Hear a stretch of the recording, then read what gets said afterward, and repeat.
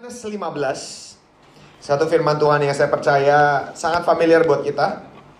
Tapi biasanya sesuatu yang familiar itu bicara lebih kuat lagi buat setiap kita, terutama di masa-masa ini. Karena itu yuk kita buka hati kita meminta Roh Kudus bicara pada hati kita. Kita sama-sama baca Yohanes 15 ayat 1 sampai ayat yang ke-5. Sudah dapat katakan amin? Amin. Kita baca sama-sama. Akulah pokok anggur yang benar dan Bapakkulah pengusahanya. Setiap ranting padaku yang tidak berbuah dipotongnya, dan setiap ranting yang berbuah dibersihkannya, supaya ia lebih banyak berbuah. Kamu memang sudah bersih karena firman yang telah kukatakan kepadamu. Tinggallah di dalam aku dan aku di dalam kamu. Sama seperti ranting tidak dapat berbuah dari dirinya sendiri kalau ia tidak tinggal pada pokok anggur. Demikian juga kamu tidak berbuah jikalau kamu tidak tinggal di dalam aku. Akulah pokok anggur dan kamulah ranting-rantingnya. Barang siapa tinggal di dalam aku dan aku di dalam dia, ia berbuah banyak. Sebab di luar aku kamu tidak dapat berbuat apa-apa. Yang merasa ini ayat sangat powerful katakan amin. Amin. Di luar Tuhan kita tidak dapat berbuat apa-apa. Sekali lagi ucapkan lagi yuk. Di luar Tuhan kita tidak dapat berbuat apa-apa. Kita gak bisa berbuat, kita gak bisa berbuat apa-apa di luar Tuhan. Itulah indahnya kekristenan. Hari ini saya pengen sharing tentang bertahan di dalam Tuhan. Kurang lebih seperti itu. Bertahan di dalam Tuhan. Karena terkadang dalam hidup ini perbedaan antara kalah menang itu bukan terletak pada kekuatannya. Tapi biasanya perbedaan antara kalah menang itu tipis. Hanya terletak pada siapa yang bertahan sampai paling akhir gitu loh. Biasanya kalah menang itu ya perbedaannya terletak pada siapa yang bisa istilahnya ngotot untuk bertahan paling akhir gitu loh, dibandingkan yang nyerah duluan gitu kan. Kayak saya selalu bilang kan, seringkali kita kalau dalam peperangan antara negara A dan B, peperangan gak akan pernah selesai sampai ada satu yang nyerah duluan. Sebelum ada yang nyerah, walaupun negara itu udah babak belur, udah hancur-hancuran, udah dibom sana, bom sini, tapi kalau dia belum nyerah, peperangan belum selesai dan belum ada pemenangnya gitu loh. Dalam hidup ini juga sama, perbedaan antara menang sama kalah biasanya tipis, hanya antara kita punya kemampuan untuk bertahan. Kemampuan untuk bertahan. Sekali lagi katakan kemampuan untuk bertahan. Waktu saya tahun lalu pas saya honeymoon pergi ke Jepang, cerita sedikit. Pas saya pergi ke Jepang, Jepang itu negara yang sangat indah. Suatu hari saya pengen waktu itu saya sempat ngajak ngobrol sama Michael. Kita nanti udah agak gede, semua anak-anak cucu-cucu udah pada gede, ajak mama pergi jalan-jalan ke Jepang. Saya percaya mama pasti suka banget Jepang. Jepang itu bagus banget. Jepang tuh bagus banget, bersih banget, bahkan yang bersihin jalanan, soalnya tahu ya, bersihin jalanan, sapu-sapu jalanan, itu pakai jas. Iya serius gitu loh, tanya istri saya. Saya kaget datang-datang pagi, dia kalau bersih-bersih jalanan pakai jas, pakai dasi gitu loh. Rapi bersihin jalanan, tukang sampah gitu loh. Bersih banget, bahkan di gotnya aja ada ikan salmon gitu. Kalau pernah dengar gak pasti ya, di gotnya tuh ada ikan salmon gitu loh. Bersih banget, itu negara sangat bersih banget, bahkan istilahnya tempat kloset duduk beol kita nih bisa anget banget, pantat tuh anget banget. Pernah ya, kalau pernah ke Jepang pasti tahu ya, pasti tahu. Itu sekali duduk rasanya nggak mau keluar kamar mandi, bener-bener. Itu bisa anget banget tuh pantat, rasanya enak banget. Apalagi lagi musim-musim dingin, musim-musim hujan, enak banget. Jepang itu menurut saya negara yang sangat-sangat keren ya. Tapi negaranya tuh kecil, sempit. Kemana-mana sempit, karena kita tahu negara pulaunya kecil gitu ya. Jadi restoran di sana juga sempit-sempit. Tapi biasanya restoran yang sempit itu yang makanan enak banget. Sebelum saya pergi ke sana dikasih tahu Michael, koko saya, yang ini enak, lu mesti cobain. Dan semua restoran yang dia rekomen tuh restoran yang kecil-kecil semua. Berbeda sama kita orang Indo, kalau habis makan kita nongkrong, ngobrol. Di sana, lu habis makan nggak cepet pulang, diusir pakai sapu. Habis makan lu harus pergi karena yang ngantri banyak. Lu nggak bisa duduk ngobrol-ngobrol, apalagi lu makan sampai ngobrol, diomelin. Di kedai ramen tuh satu orang satu gini ya. Kita kan kalau kita di Indo kan suka makan sambil ngobrol. Di sana tuh nggak ada depan begini, nggak ada. Lu duduknya sebelahan semua makan. Pokoknya lu di depan lu tembok gitu. Nggak boleh ngobrol, kalau lu ngobrol nggak boleh ngobrol, lu nggak boleh. Pokoknya di situ untuk makan lu harus cepet pergi gitu. Jadi kayak gitu. Tapi makannya enak banget. Suatu hari saya tergiur banget, kata Michael, lu mesti nyobain ini. Ada gyukatsu gitu loh, beef katsu. Wah itu enak banget gitu loh, itu enak banget. Cuman ngantrinya panjangnya minta ampun. Panjang banget. Pertama kali saya pikir, si Michael udah bilang, ini enak banget, gue paling suka di sini, tapi ngantrinya panjang banget, lu mesti datang pagian gitu. Gue udah datang pagi, aku sama Evelyn datang pagi. Wah, sepi.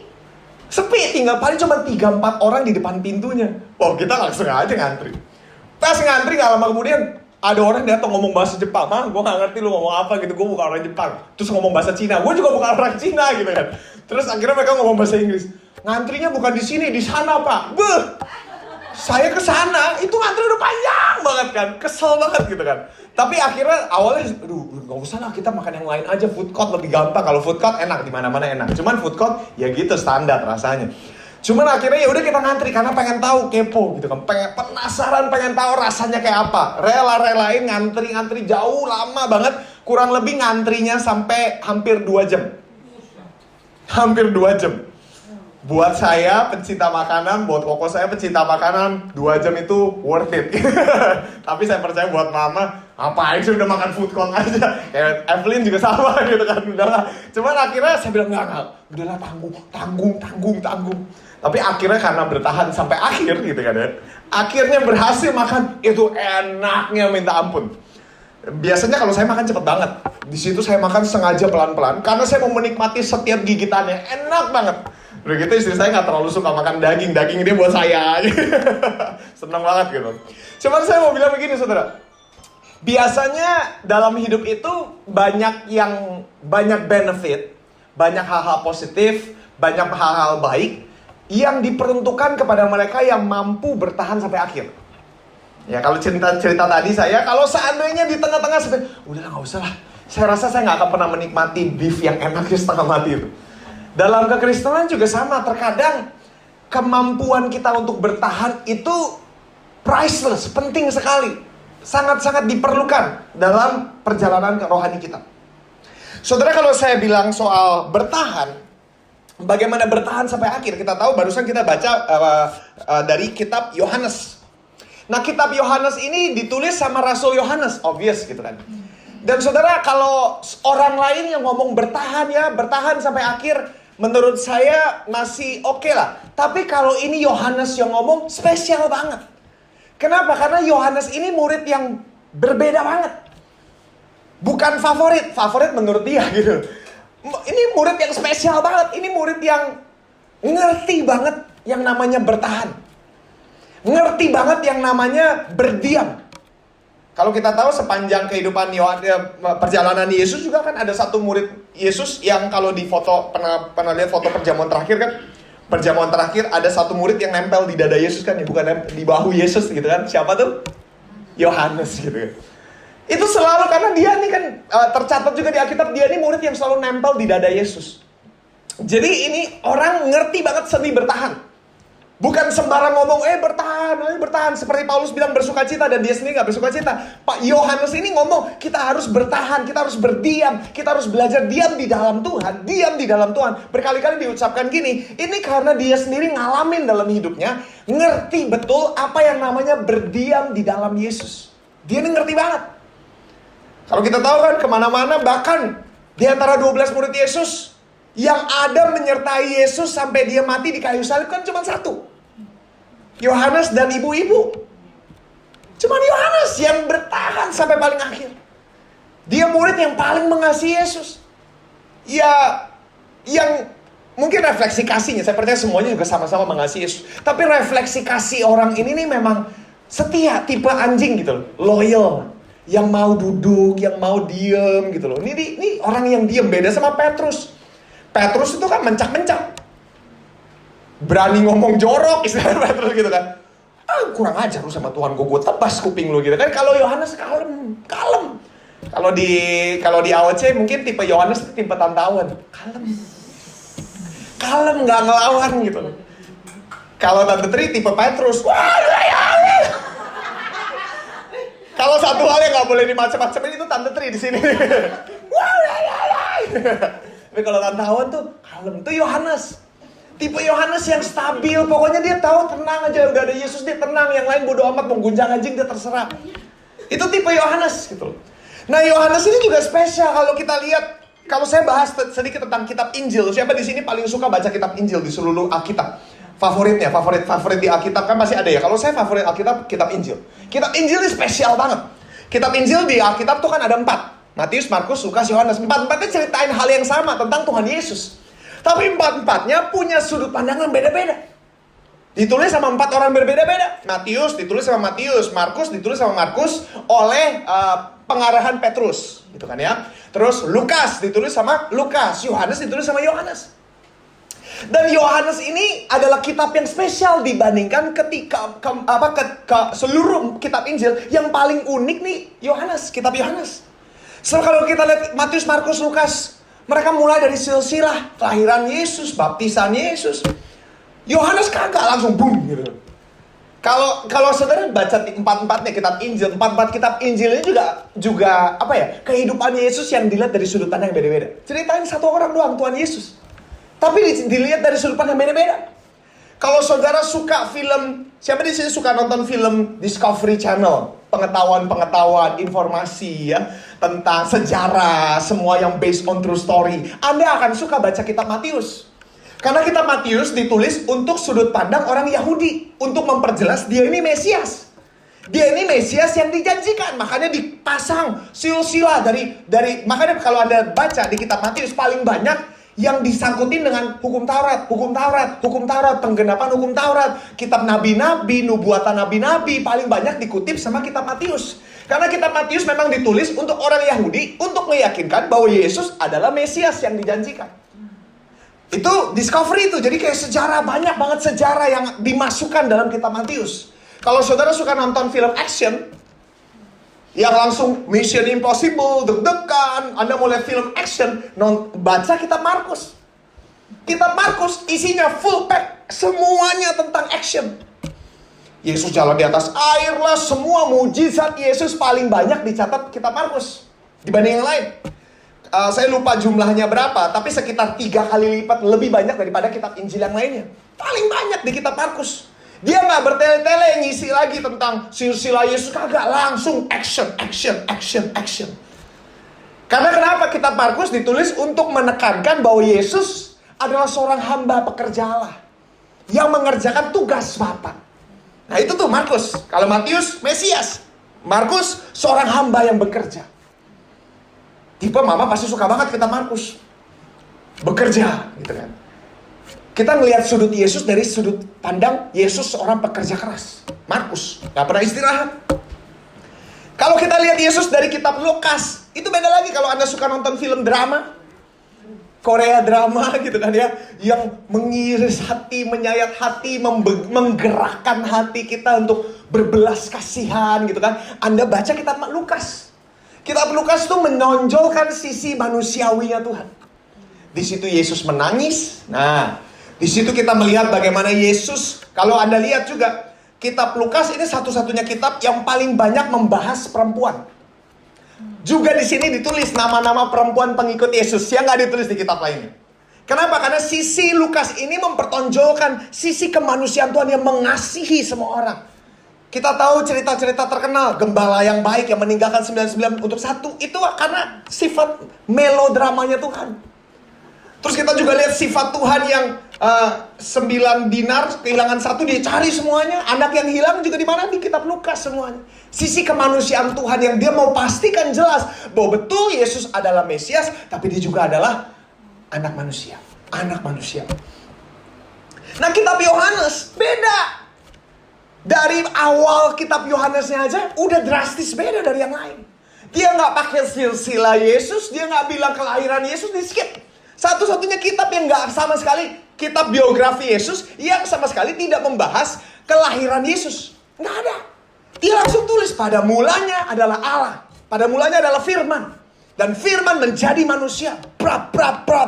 Itu benar-benar pewahyuan. Kitab Yohanes itu kitab yang powerful banget. Kenapa? Karena Yohanes menulis kitab Yohanes untuk memastikan semua orang tahu bahwa dia bukan cuma Mesias, dia bukan seorang pekerja doang, dia bukan cuma seorang manusia, tapi dia adalah Allah. Bukan anak Allah, Allah. Karena kadang-kadang kalau kita lihat agama, beberapa orang nggak ngerti, Yesus tuh bukan Allah, Yesus tuh anak Allah, Yesus tuh anak manusia. Bukan. Yohanes dengan jelas, dia itu Tuhan, dia Allah. Dia dan Allah adalah satu, Trinitas, 3 di dalam 1. Satu, gitu kan? Yohanes memastikan semua orang tahu bahwa betul dia adalah Allah yang menjelma jadi manusia. Dia 100% manusia, tapi dia juga 100% Allah. Berjalan dengan keilahian Allah. Tidak pernah berbuat dosa. Kenapa? Karena dia bawa sifat Allah. Itu Yohanes. Dan menurut saya Yohanes adalah kitab yang sangat-sangat indah kalau Anda baca. Paling banyak tulisan merahnya Yohanes. Dan saudara, kalau Anda lihat Yohanes juga, Yohanes hanya menuliskan mujizat yang berhubungan dengan pengajaran Yesus dan apa yang mau Yesus sampaikan. Dia nggak bertele-tele sama mujizat. Hanya sebagian mujizat yang menandakan siapa Yesus. Makanya di Yohanes juga terkenal dengan sebutan 7 akulah, the great 7 I am. Di Yohanes ada 7 I am. I am, perkataan I am dari Yesus. Saudara mau tahu apa aja? Yang pertama, di Yohanes berkata, I am. Aku adalah roti. I am the bread of life. Roti kehidupan. Bahwa setiap kita gak akan pernah ngalamin kepuasan, kekenyangan tanpa bread of life itu. I am the bread of life. I am the light of the world. Yang kedua, aku adalah terang dunia. 7 perkataan akulah yang paling terkenal, yang sangat penuh pewahyuan. Yang ketiga, aku adalah pintu. Kepada gembala-gembala, Yesus bilang, akulah pintu. Semua orang harus melalui aku kepada Bapa. Aku nih pintunya, I'm the door. Terus dia juga katakan, I am the good shepherd. Aku adalah gembala yang baik. Berikutnya, aku adalah kebangkitan dan hidup. Yang keenam, aku adalah kelima, jalan kebenaran dan hidup.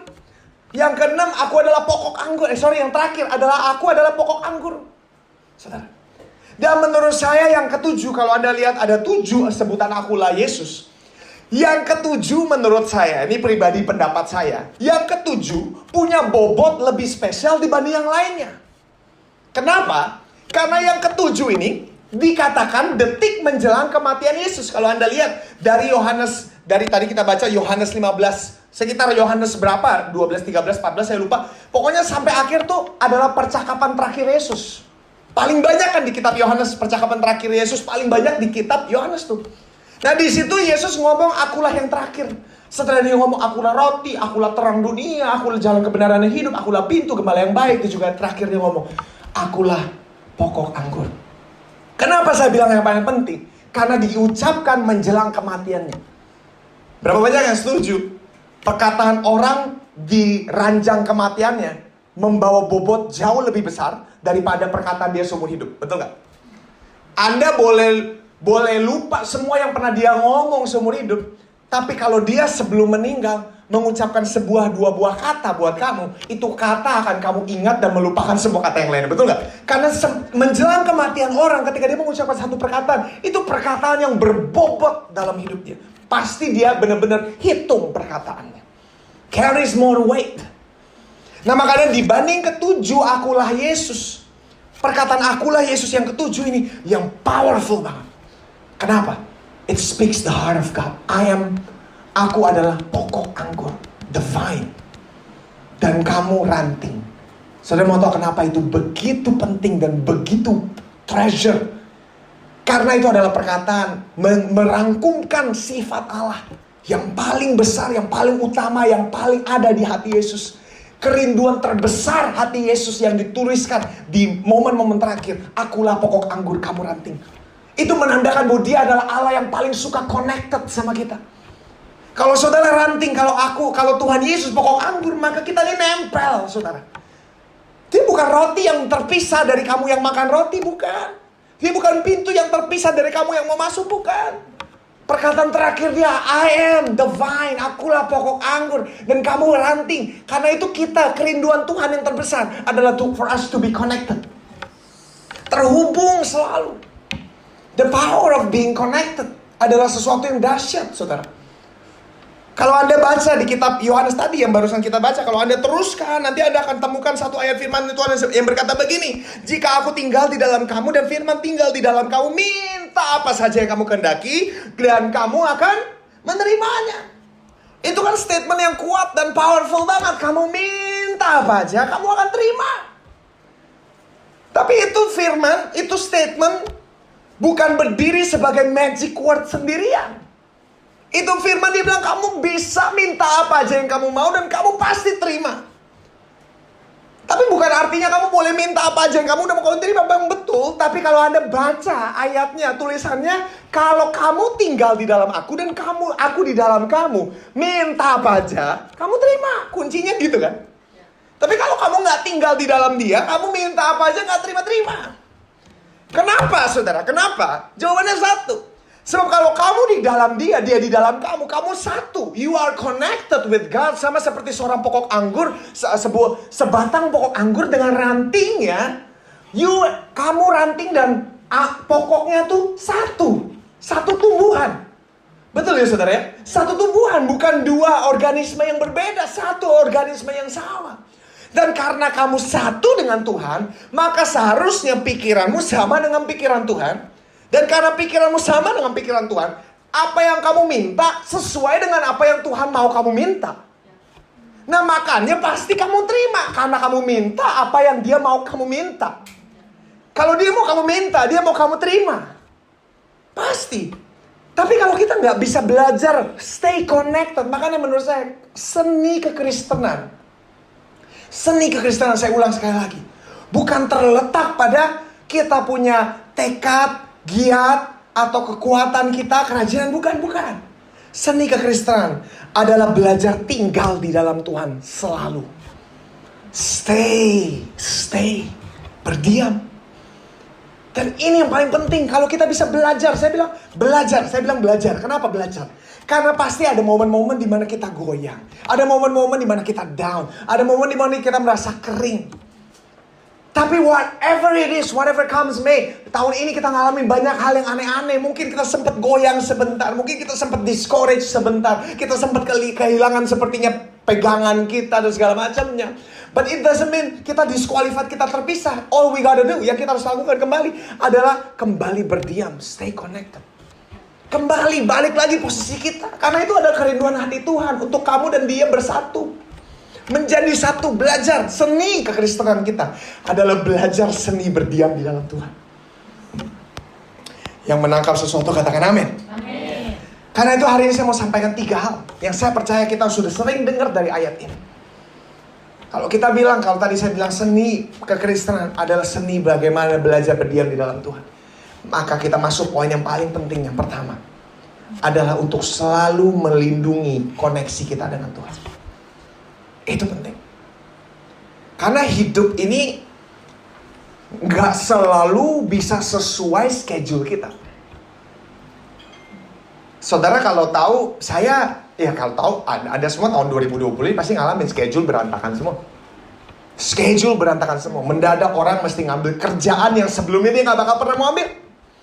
Mendadak orang mesti ngambil pekerjaan yang shiftnya malam. Seluruh dunianya pasti berubah. Segala sesuatunya pasti berubah.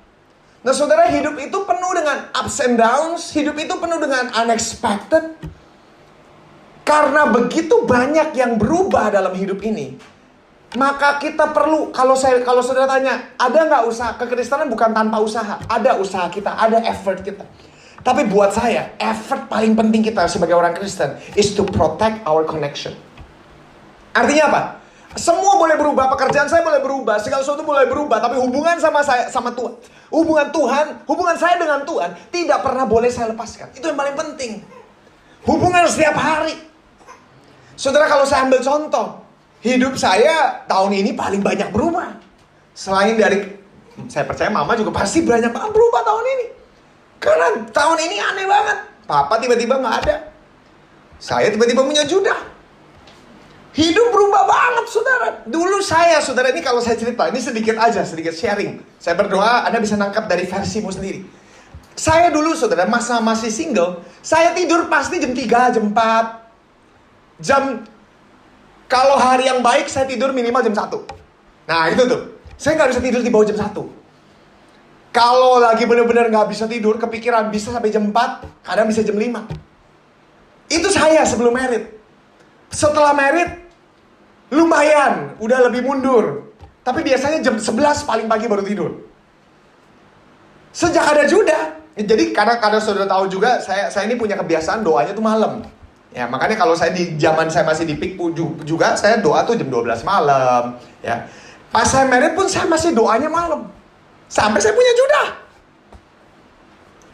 Kalau saya mesti doa malam, pagi-pagi saya mesti jam 5 udah mesti bangun, ngurusin Judah. Teler seharian.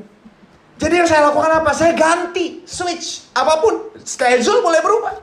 Tapi saya prioritaskan hubungan dengan Tuhan. Kenapa saya bangun lebih pagi? Bukan karena saya mau. Saya lebih suka doa malam, jujur. Tapi kenapa sekarang saya doanya pagi? Ya karena hidup saya berubah. Saudara mau tahu sekarang, saya paling pagi, paling malam, tidur jam berapa? Jam 10. Paling malam. Paling pagi jam berapa? Jam 7. Mama kemarin pas teks saya udah tidur jam 7. Setengah 8 udah tidur. Jam 5 pagi udah bangun. Karena hidup berubah, saudara. Kenapa saya mesti adjust? Karena memang segala sesuatu boleh berubah, tapi saya tetap mau pertahankan hubungan saya dengan Tuhan. Whatever the cost, saya nggak bisa jalan tanpa Tuhan. Nah saudara, saya berdoa, ini juga jadi sesuatu yang Anda mesti ngerti. Kita nggak bisa selalu, memang saya sukanya doa malam. Gitu loh. Kalau kita lihat mungkin banyak dari kita enjoy jam-jam doa siang atau whatever it is. Tapi saya bilang, hidup bisa berubah dan jangan sampai gara-gara hidup berubah kamu lepasin yang paling penting. Change, okay, but kamu pegang, pertahankan hubunganmu dengan Tuhan. Whatever it is, kamu at all cost protect connection kita. Itu yang paling penting. Karena detik kita disconnected, buah berhenti diproduksi dalam hidup kita, kan kata Tuhan. Kalau kamu tidak tinggal di dalam aku, kamu tidak dapat berbuat apa-apa, atau kita tidak dapat berbuah, kata Tuhan. Itu paling penting. Proteksi koneksi kita, katakan proteksi koneksi kita. Amin. Dan yang kedua saya mau bahas. Firman Tuhan berkata, tinggal di dalam Tuhan, aku di dalam kamu, gitu kan, maka kamu akan berbuah. Dan karena dia adalah bapak pengurus kebun anggurnya, aku pokok anggur, kamu ranting, bapak kita pengurusnya. Ada figur bapak yang juga adalah pokok anggur, bingung kan? Tapi itu trinitas, 3 di dalam 1. Ya. Bapak pengurusnya, dia selalu punya satu, saudara kalau tahu seorang yang gemar hobi. Kemarin saya ke pesta ulang tahun anaknya si Andrew gitu kan, sama mama. Pas saya masuk, dulu saya nggak pernah, saya dulu bodo amat sama yang namanya tumbuh-tumbuhan. Karena sejak married, istri saya suka tumbuh-tumbuhan. Saya ada beberapa, walaupun beberapa kali mati gitu ya.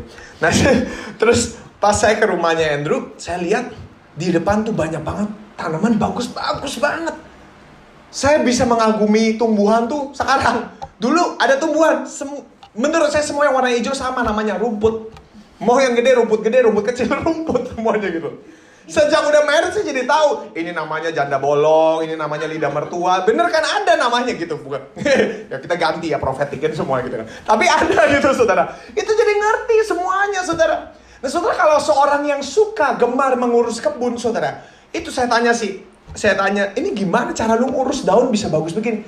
Tiap hari dilap, gue sih kagak mau ya, coba tiap hari dilap, daun-daunnya dilap, tiap hari dilap. Setiap hari, iya tiap hari, disiram tiap hari, dilap tiap hari, Itu seorang yang memang suka. Terus gue tanya, lu ngerjain? Enggak, mbak gue kurang asem. Gue minimal gue yang ngerjain gitu. Walaupun gak pernah gue lap tiap hari gitu kan. Tapi anyway saudara, kalau ada manusia yang suka banget gemar tanaman aja, bener-bener dirawat, dilap tiap hari. Bapak kita, itu gardener sejati, gardener paling utama, dia leluhur dari para gardener. Dan saudara, ada taman-tanaman piaraannya dia, yang setiap hari dia urus, yang setiap hari dia rawat, saudara. Kalau kita punya pemilik hidup seperti itu, takut apa? Khawatir apa? Bapakkulah pengusahanya, kamu kebun anggur bagian kamu, gak usah pusing kapan gue berbuah bagian kamu. Proteksi koneksi kita, yang kita kerjakan cuma satu, stay connected. Itu aja, berdiam, bertahan, berdiam di dalam Tuhan. Berdiam di dalam Tuhan, sekali lagi, berdiam di dalam Tuhan. Karena urusan berbuah, itu keluar dengan sendirinya. Lewat apa? Lewat poin yang kedua yang saya mau bahas. Bapakku pengusahanya, dan dia membersihkan ranting-rantingnya setiap hari. Setiap ranting yang sudah berbuah, dia bersihkannya supaya lebih banyak berbuah. Setiap ranting yang tidak berbuah, dipotongnya, kata Tuhan. Saudara, tahun 2020 saya percaya Anda dan saya banyak banget ngalamin pemotongan. Yang tidak berbuah, dipotongin. Jadi kalau Anda merasa, tahun ini banyak banget yang tiba-tiba dipotong dalam hidup gue, itu artinya, itu ranting-ranting tua yang udah gak mungkin bisa menghasilkan buah. Jadi dipotong sama Tuhan.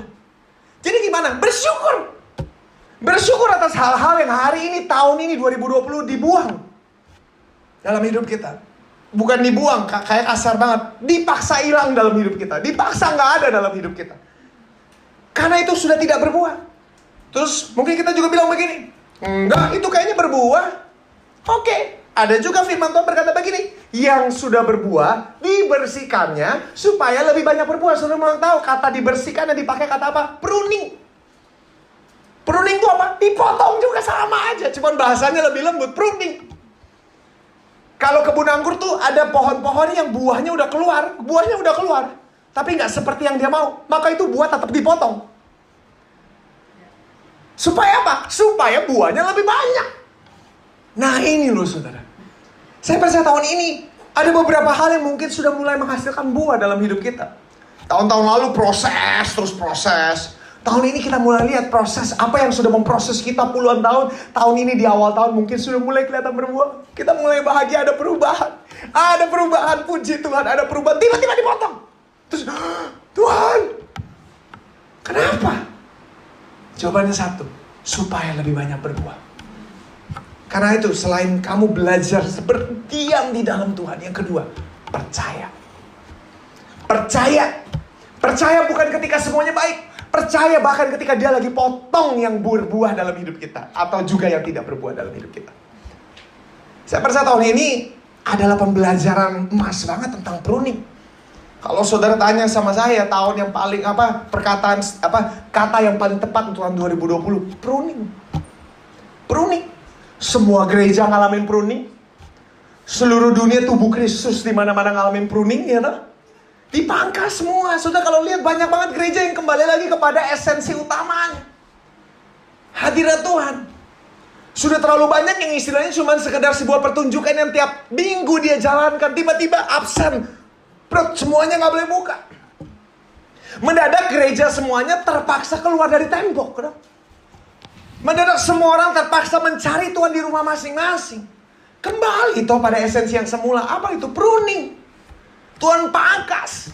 Hal-hal yang sebenarnya gak penting lagi yang ada di dalam gereja, Tuhan pangkas supaya nanti ketika sudah saatnya dikembalikan.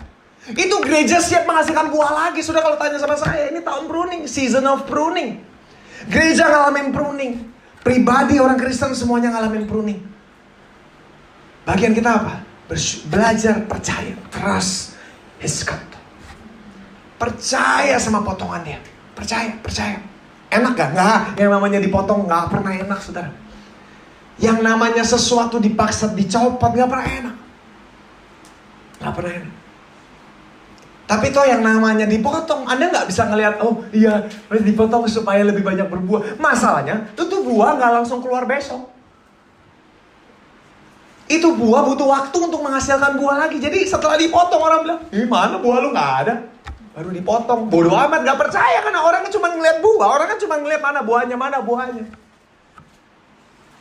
Masuk pada poin saya ketiga yang terakhir. Tentang menghasilkan buah.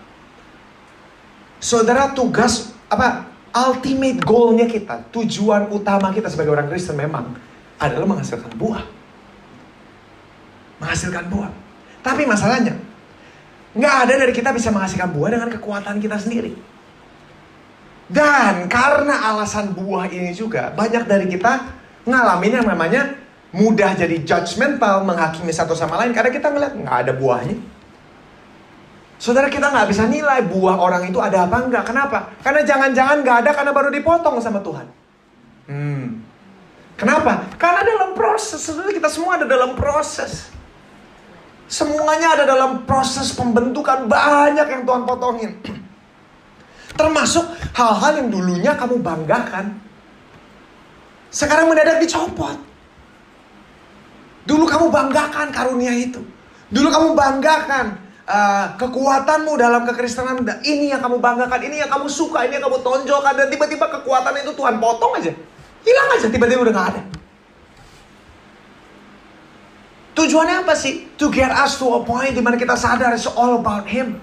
Yang paling penting cuma Tuhan, balik lagi kepada esensi pruning. Menghasilkan buah. Buah tidak bisa dihasilkan lewat kekuatan kita ngotot, saudara. Betul nggak? Ya kan? Kayak saya bilang, Anda nggak pernah lihat pohon mangga, menghasilkan buah. Anda nggak bakal lihat Judah ngotot pengen menjadi mirip saya. Ya nggak mungkin. Karena dia anak saya udah pasti mirip sama saya. Iya toh? Kalau mirip sama Ko Andre aneh. Dia nggak usah ngotot mau jadi mirip kayak papa bang, nggak usah. Dia anak. Biarin aja bertumbuh, lama-lama makin gede pasti mirip. Kalau nggak sama gua sama Evelyn itu aja. Kenapa? Karena anak, byproduct. Fruit is a byproduct. Buah itu bukan hasil usaha. Buah itu hasil berdiam. Ketika kamu belajar berdiam, belajar menikmati. Makanya saya bilang, besok nih saya ada seminar masih ngebahas tentang first love gitu kan. Katanya suruh bahas tentang first love. Saya cuma pengen sampaikan satu. Kalau saya pengen sampaikan, saya cuma bilang satu. Banyak dari kita nih pikir tuh buah artinya gua jadi kudus gitu kan, tanpa celah, menjadi seperti Kristus kan. Buah itu kan artinya buah-buah roh, menjadi seperti Kristus gitu kan. Dan banyak dari kita nih frustrasi di tengah jalan dan akhirnya kecewa meninggalkan Tuhan hanya karena satu alasan. Gua sudah meninggalkan hidup gua menuju keserupaan dengan Kristus, tapi sekarang gua di sini. Sudah ngerti ya? Ini gua yang dulu. Yang jelas gua udah berubah dari yang dulu. Gua udah di sini, tapi gua belum seperti Kristus. Ya kan? Karena buah hasilnya menjadi seperti Kristus. Nah, frustrasinya kita makin berjalan, makin gak nyampe-nyampe, rasanya makin jauh serupa Kristusnya. Makin jauh. Dan disinilah banyak dari kita mulai merasa frustrasi, stres, kecewa. Karena kita merasa udah ikut Tuhan, saya udah tinggalkan semuanya, gak jadi seperti itu. Saya masih gak bisa lepas-lepas sama dosa. Saya masih begini, saya masih begitu. Dan akhirnya kita frustasi, kita lepasin semua. Ini alasannya kan. Dan ini permasalahannya. Karena kita gak ngerti kehidupan kekristenan itu proses. Yang berubah instan ketika kamu lahir baru adalah status. Jiwa, karakter, badan gak berubah. Gue berharap badan bisa berubah. Sungguh, I wish. Ikut Tuhan badan gue berubah 6 pack gitu kan. Gue juga mau. Tapi kan gak gitu. Ikut Tuhan gue masih olahraga. Kalau gue mau 6 pack, sampai sekarang gak 6 pack. Kan padahal gue janji kalau gue 6 pack gue pakai bulu domba doang gitu kan. Gak jadi gitu kan. Kenapa? Karena semua butuh proses. Dan ketika kita lagi menuju Tuhan, makanya saya bilang, jangan dijadikan permasalahan terus dosa. Kenapa? Karena kalau fokusnya berhenti berdosa, Anda akan lihat bahwa kehidupan kita nih, kalau mau ditelusurin jujur-jujur, semua kita setiap hari pasti ada aja dosa-dosa kecil di hati kita lakuin tuh. Karena itu kunci bebas dari dosa. Bukannya fokus jangan berdosa, bukan begitu. Fokusnya Tuhan. Kalau fokusnya Tuhan, kamu sendiri akan menemukan dirimu lepas. Tapi nggak ke sini fokusnya ke sana, jalan. Ketika kamu jalan, kamu akan mulai ngalamin buah-buah itu mulai keluar. Komit aja sama proses Tuhan, komit sama salibnya Tuhan. Salib itu pasti bekerja setiap hari, pasti. Bagian kita komit setiap hari, komit ikut Tuhan, itu yang paling penting. Itu yang paling utama, bukan berbuah, gue harus berbuah. Bukan itu fokusnya. Fokusnya ikut Tuhan, tinggal di dalam Tuhan. Tuhan kemana saya ikut. Itu yang paling utama. Apapun boleh saudara, Anda mau ngikutin apapun. Pergerakan pasti akan terjadi kemana. Ini ke sini, ini ke sana. Begitu banyak yang berubah saudara. Yang Anda tetap harus jaga hubungan pribadi. Balik lagi kepada esensi. Itu yang paling utama. Jam-jam dimana kita bicara sama Tuhan, ya, itu kembali dibangun. Ketika kamu tinggal di dalam Tuhan, banyak hal yang akan Tuhan potong-potong, gak enak. Tapi percaya, karena buah pasti keluar dengan sendirinya. Amin. Mari kita berdoa yuk.